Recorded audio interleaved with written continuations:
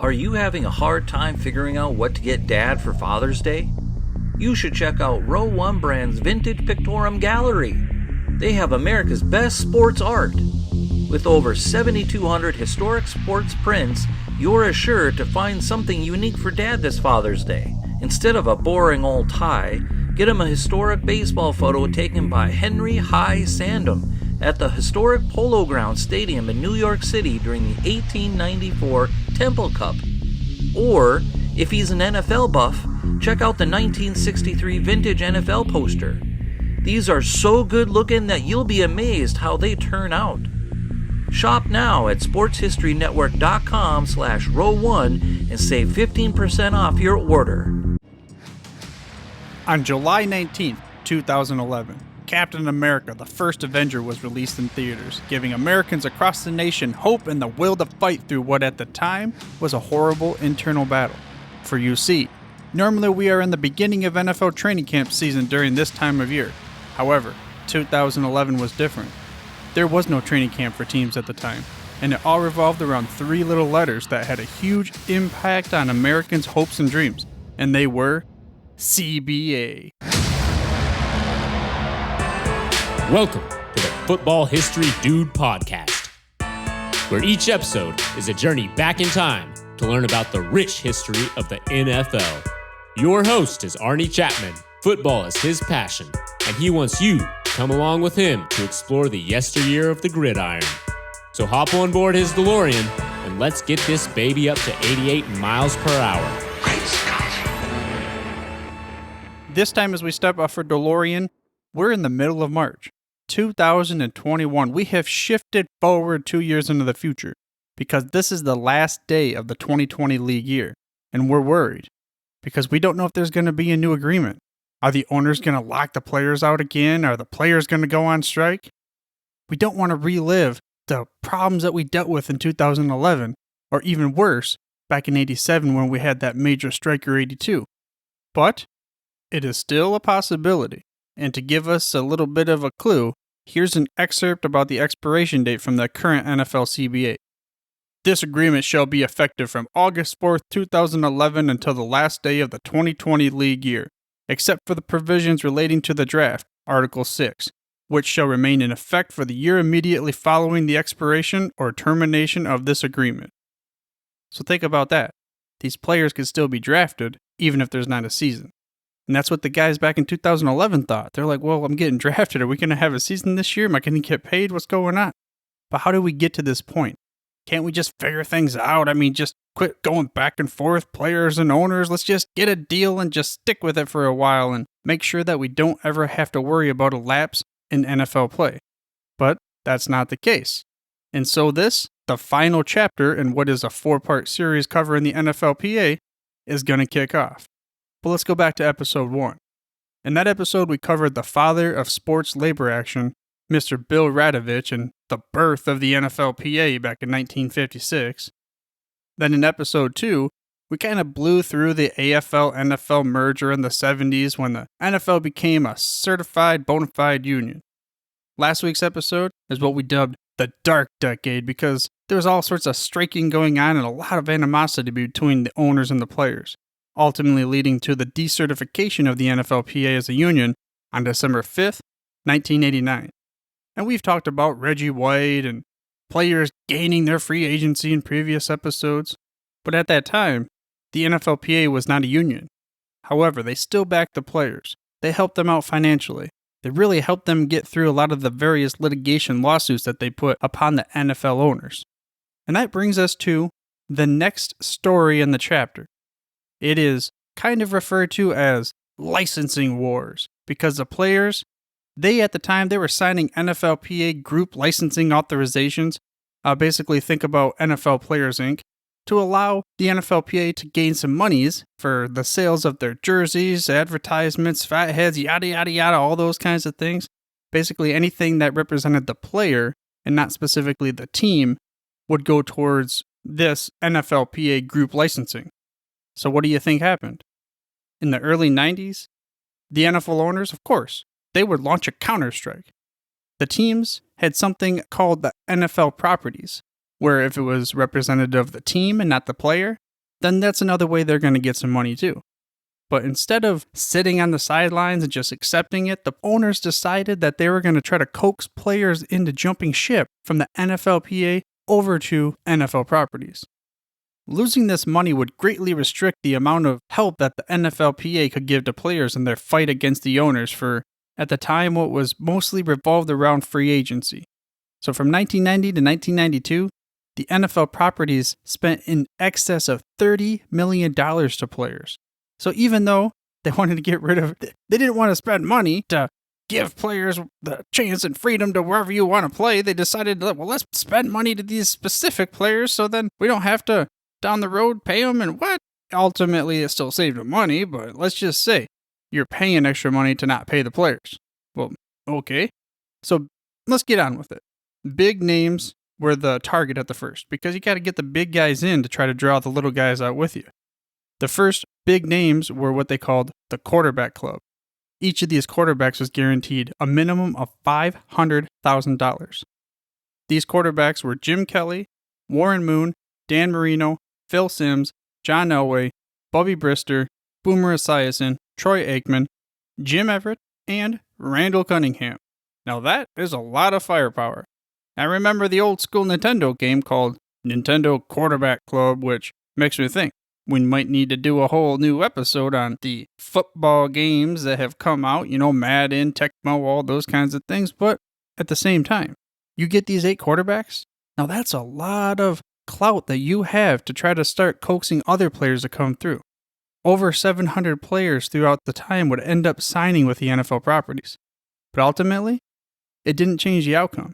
Even though it probably looked like the ship was sailing to the other side and we probably should jump ship ourselves because we're going down. But the ships that the players were sailing on were led by Mr. Reggie White, and they did not go down. They ultimately would win in courts. They would secure victory for themselves as far as free agency, and then things would change between the relationship of NFL owners and NFL players.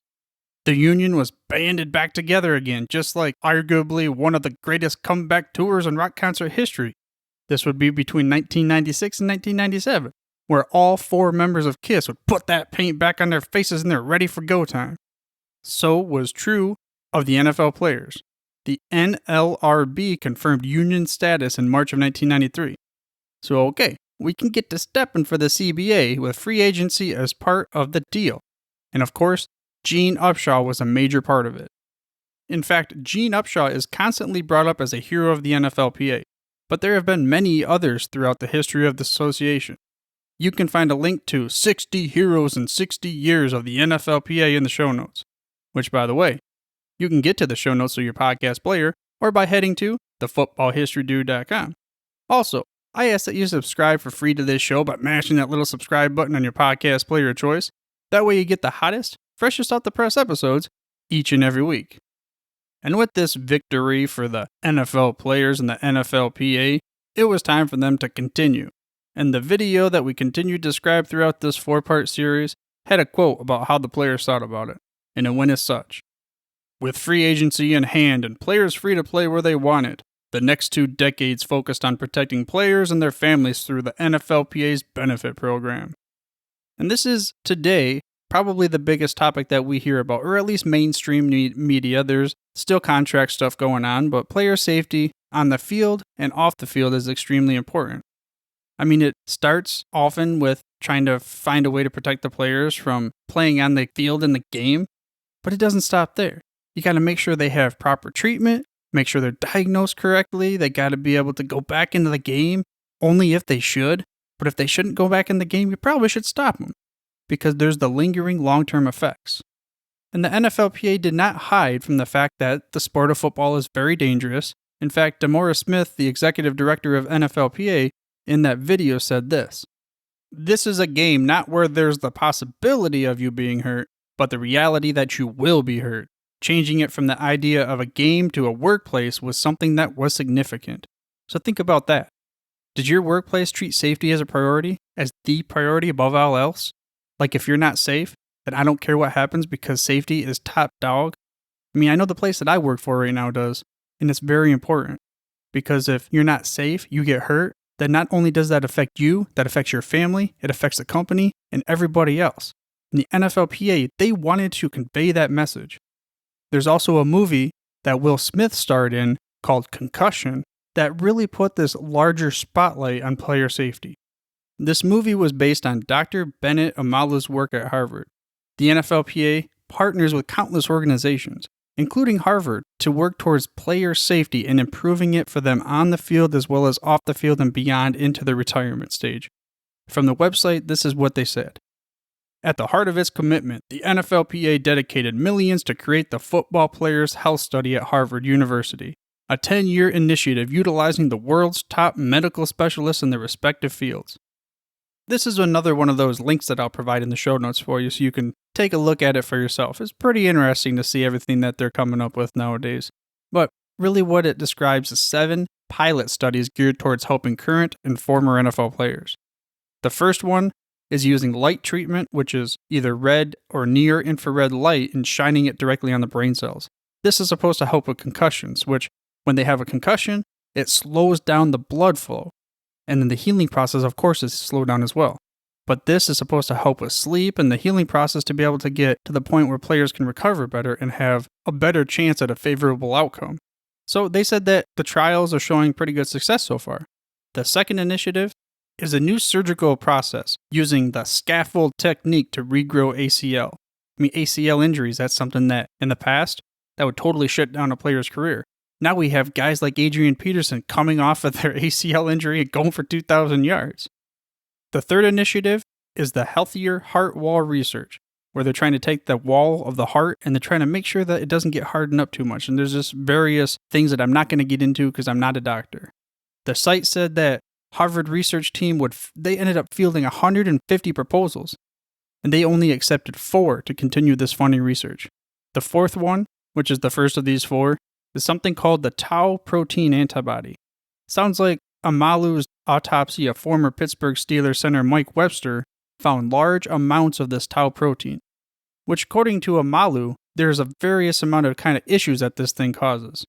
And this antibody, they're hoping that it prevents brain stem cells from dying, as in they're going to use this antibody to help prevent the spread of the tau protein, which kills a lot of these other things. And again, not a science dude, so I'm not going to try to pretend. The fifth one is joint pain gel. It's basically, it names itself right in the subject. It's a pain gel to help with joint pain. And it's supposed to be an injectable hydrogel, which if that's the case and it's going to help them get off of opioids, I think that's going to be an improvement. The sixth is tracking brain movement in athletes to develop safer practices and equipment. It's really looking at a non-invasive device to be able to measure brain impact during the games. Just think about the data that you can gain as far as how the brain reacts and everything to the hits. And then lastly, the seventh initiative is the state-of-the-art knee injury prevention device. Again, it's a brace that names itself. It's supposed to be able to give players the support in the knees without restricting the movement. And there's many other safety initiatives throughout the NFL, but the NFLPA, like I said, is continuing to promote player safety as well as health and safety for their families. The NFL Commissioner Roger Goodell has responded well, I believe. Some fans are not happy with many of the rule changes that have come about because they feel that it's hurting the integrity of the game and the rough style play that we're used to from football and making it exciting. But remember back in the early 1900s, Mr. Teddy Roosevelt? He almost had to shut this game down for good because there were way too many deaths going on. Now we've moved a long ways from Walter Camp and Teddy Roosevelt back there for more than 100 years to 2011 when safety was a high point of contention for the new CBA. And it's not going to be perfect, but we got to continue to go after it. This brings us, though, to that 2011 CBA agreement, March 11th, 2011. The CBA ran out and there was not a new agreement on the table. So March 12th, Commissioner Roger Goodell announced that the owners were locking out the players for the first time in history. Well, that's what it said here on the NFLPA site, but I remember in 1982 strike, they talked about the owners shutting down operations, and so I'm guessing that this is the first time that the owners were the ones that initiated the initial work stoppage. This time, it was DeMaurice Smith at the helm. He was a Washington attorney who was elected as the top dog of the NFLPA back in March of 2009. And during this lockout, the players were banned from facilities or even contacting their coaches. It said that many of the players organized their own workouts. I'm sure many of them talked to coaches, and there's a lot of that going on, but legally, or at least according to the lockout, they were not supposed to talk to each other. And the NFLPA stood by its promise of having the point of emphasis for making player health and safety non-negotiable. And we've seen many of the changes ever since. Every year, we see these different kind of rules that come out in regards to player safety. And the current CBA was officially ratified and signed on August 4th, 2011. And there's a 316-page document that is also linked in the show notes, and I tell you, you can go ahead and read it at your own risk. But from the NFLPA site, it stated that the 2011 collective bargaining agreement ensures players receive quality care before, during, and after competition. And here are some of the highlighted points from the CBA that was agreed to in 2011. There were longer periods of rest between rigorous practices and seasons for the bodies to repair themselves. The NFL owners, they wanted to bump that up to 18 regular season games. Think about it. 2 more regular season games, 1 more home game, that's some more money for you. Not to mention the TV contracts, the commercials, the ads, everything else. But the NFLPA, they refused and they dug themselves in, just like the Texans over in the Alamo. Well, maybe not the greatest analogy, because it didn't really turn out too good for those guys over there in the Alamo, but what it did do is it fueled the battle rally cry for the rest of the war, and it told them guys, we're gonna always remember the Alamo. So, I guess in a way it can kind of correlate it there. But remember, player safety for the NFLPA is always on top. And they want to remember that they don't want to forget those that came before them and the other ones that gave it all they had on the field and in their personal lives no matter. Do not forget, do not get bullied. Well, I mean, something like that along those lines. And well, part of the 10 years, the 10-year CBA, was there would be a $1 billion increase in player benefits. There would also be introduced a legacy benefit for former players called the Trust. Again, let's not we forget the fallen brave ones that sacrificed to get us to where we are today. Unfortunately, though, as we sit here, many are fearful that the 2021 season is in doom. Most are seeing that they're going to lock out the players again. We're going to have a problem where we might not have regular season, preseason games. I don't know about you, but I hope that it doesn't even get to that. I hope that somehow we can resolve this between the NFL owners and the players so we never have to worry about this again. But with that being said, this is the end of a 4-part series on the NFLPA, and I feel it fitting to leave you with the mission of the NFLPA, and it goes as such.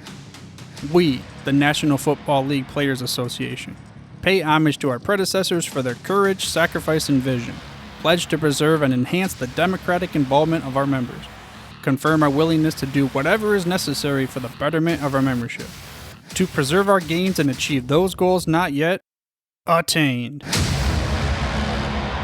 I hope you enjoyed this week's episode of the Football History Dude, and were able to gain some knowledge nuggets throughout this 4-part series covering the history of the NFLPA.